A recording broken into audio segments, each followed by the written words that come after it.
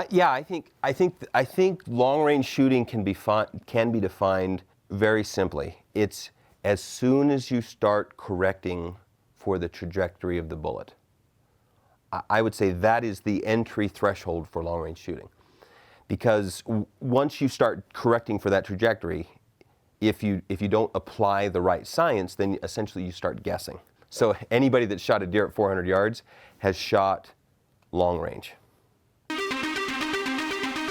If that's the case, then many of us fit the definition of a long-range hunter.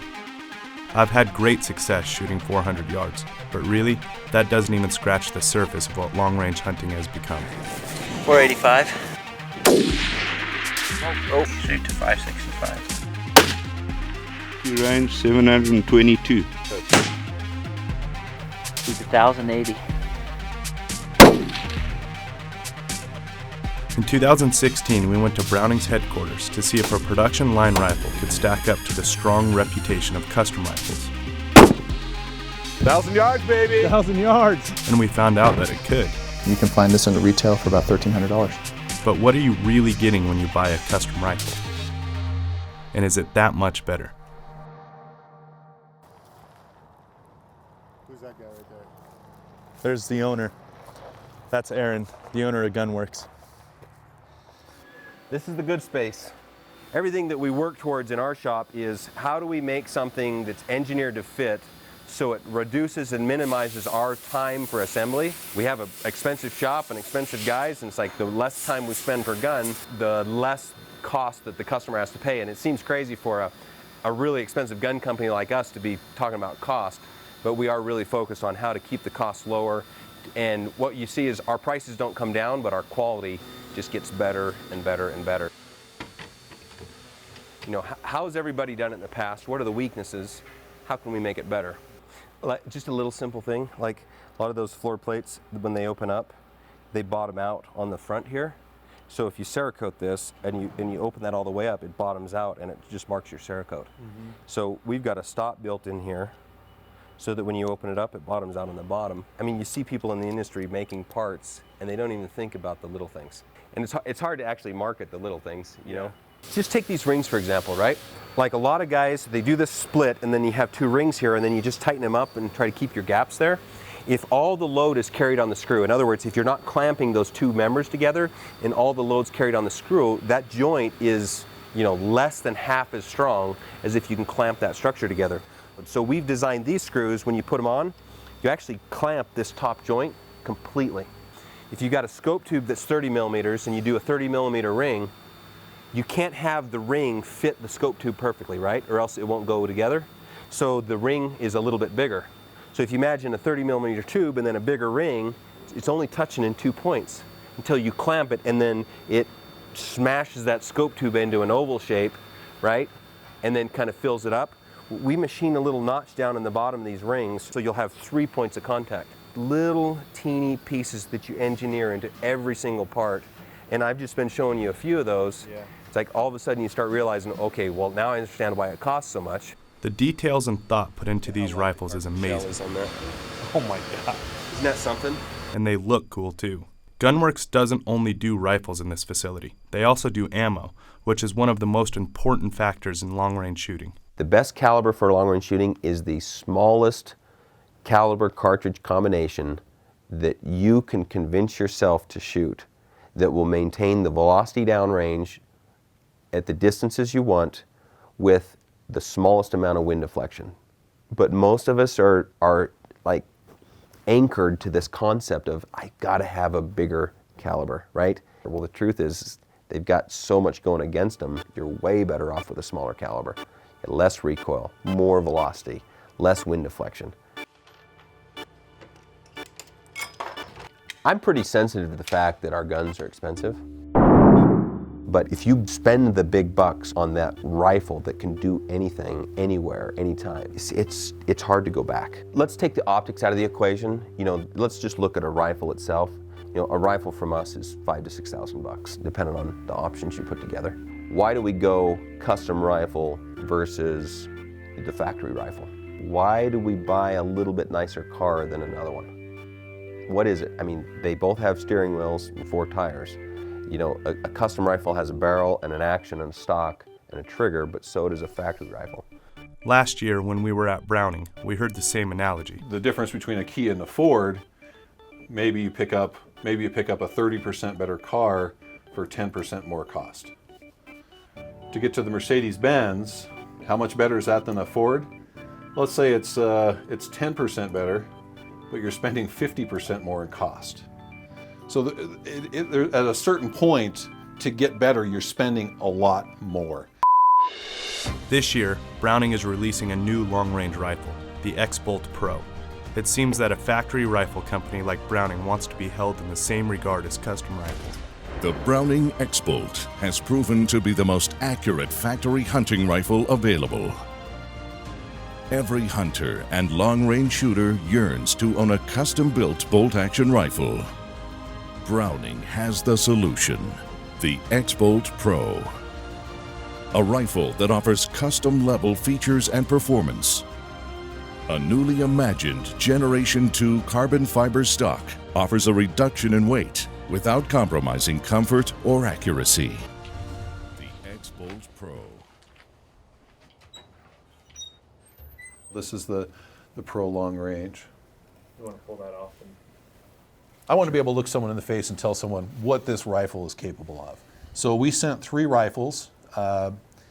Each rifle had a different barrel contour, one with a sporter contour, one with a heavy sporter contour, and then a full bull barrel, to an independent outside company, which was Applied Ballistics. And we asked them, tell us how these shoot. And they were 5-shot MOA right out of the gate. Well, they were able to find that accuracy immediately with the factory ammunition. And then they started using lab ammunition to tune to the rifle to see what the utmost accuracy was. They were able to obtain less than 0.2 MOA for 5 shots with that rifle. Now the 2 sporter weights, the light sporter and the heavy sporter, both went 5-shot sub half MOA, which is incredible for a factory rifle. Are you one of those who wanted a custom rifle so bad your teeth ache, but just haven't been able to make yourself second mortgage the home to get one? Well, let me help you with something. So this rifle here is, MSRP is a little over $2,000. In comparison to what's out there available for the features it has, it's extremely inexpensive. We have improvements throughout the rifle, but probably the biggest quantum leap is this stock. It's a 360-degree wrap. This is, everything we've tested is the stiffest stock on the market. There's a sound deadening foam on the inside. A compression molded carbon fiber block. This is the best on the market. I wouldn't spend any more money than this because I don't think you're getting anything better. But best of all, it's a Browning. If all I had to do was build rifles and ship them out the door, dude, my life would be so easy. That's a nice step, but it's just the first step in completing like our whole system. So when we build a rifle, you know, that's like component 1 out of several. We function test, we feed test, we'll check our precision, we'll zero the thing, and then we start developing kind of that ballistic profile. We took a quick drive to Gunworks shooting facility. This is where they test the rifles and build a ballistics profile for every individual rifle. First 5 shots out of that rifle, I'll take it every day. This is a large part of Gunworks' success. They tune every single rifle to their own ammunition. But just how important is using the right ammunition? I have a really good example of what happens when a twist rate is not correct for the activity. This target here has 2 different groups fired in the same rifle. We got a nice little 5-shot group here, just a little over a ½ inch. And then the next group fired, you can see these holes, 5-shot group about 14 inches. And this is probably the best example of when you have ammunition and a twist rate that does not work together and does work together. This hole here, well actually all 3 of those holes, you can see that hole is not round. That's because the bullet wasn't spun fast enough to keep stability and it was wobbling as it was going through the air. Kind of like a football thrown without twist. They don't fly straight. So this would be a rifle straight out of the line as a customer would receive it when we ship it. We have this little trademark saying that's 1,000 yards out of the box.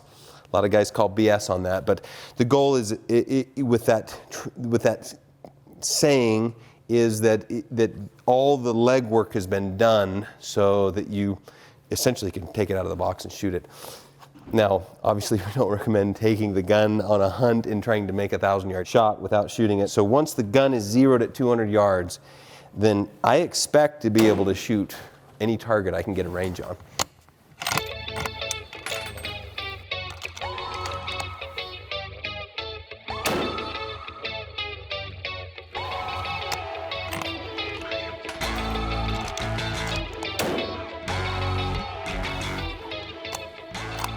Those are solid. It's working. 1,000 yards out of the box for sure. It was now time to see if my trusty Browning was up to the challenge. Initially, I shot a few wild groups.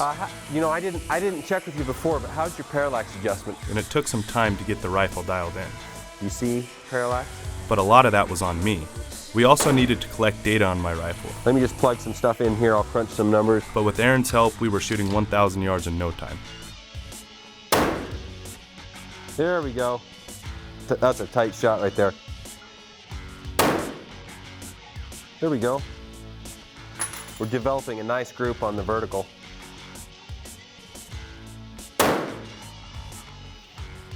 Good. I'd almost want to call it like a half-minute low. Yeah, that's what I was thinking. It's going to get you to shoot a 3-shot group out of it.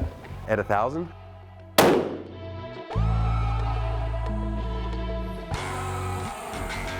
I'll take that.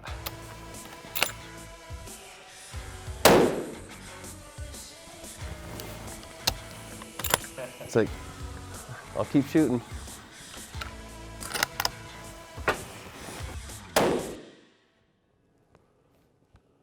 That's about as good as I can shoot. So it's accurate. So, some differences in, you know, our gun versus factory. I think the main difference is like the setup time, right? I mean, I'm selling you a gun, but what I'm really selling is a system, right? And the work. A calibrated system with all the stuff put together makes a little bit of a difference in like the time spent.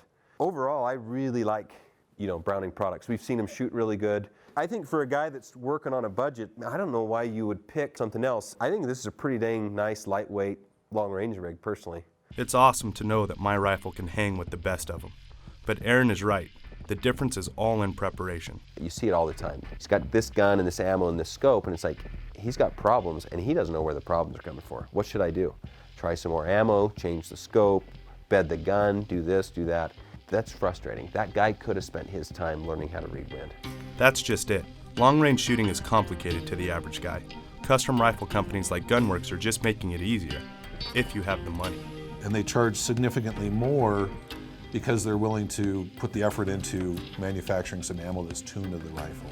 I know that if I buy this rifle and if I try some good ammunition, I'm going to end up with a combination that will do everything I need it to do. I think in some ways, design intent gets compromised by high volume manufacturers. You know, it becomes a volume game rather than a kind of a focused performance game. I love my Browning. It does more than I need it to do. But I absolutely admire the brilliance of Gunworks rifles.